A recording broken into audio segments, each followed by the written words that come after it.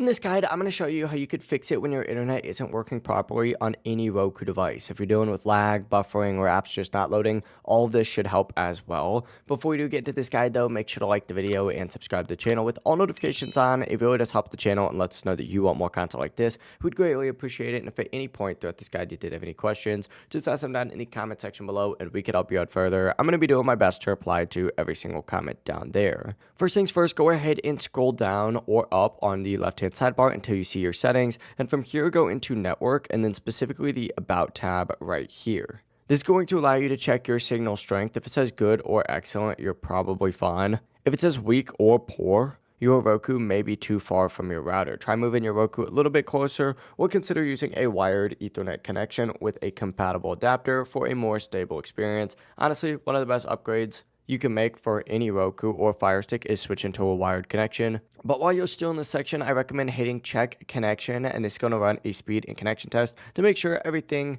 is getting proper internet access. If speeds do look slow compared to what you pay for, the issue may be with the Wi-Fi interference or router placement again. But from here, go back to the main settings page right here and then just scroll up or down until you see the system settings. Open it up and then from here, go to the advanced system settings as well. Once you're in here, find the little like network connection reset option right here. Select it, hit reset connection. Just keep in mind after you do this, it is going to erase all your Wi-Fi settings and it's going to restart your Roku and refresh your network connection. You're going to have to connect to your Wi-Fi again.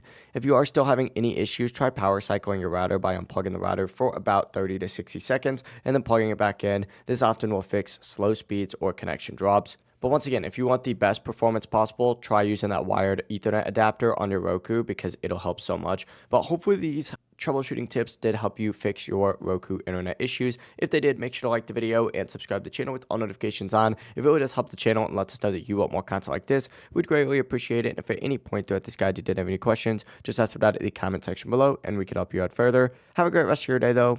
Peace.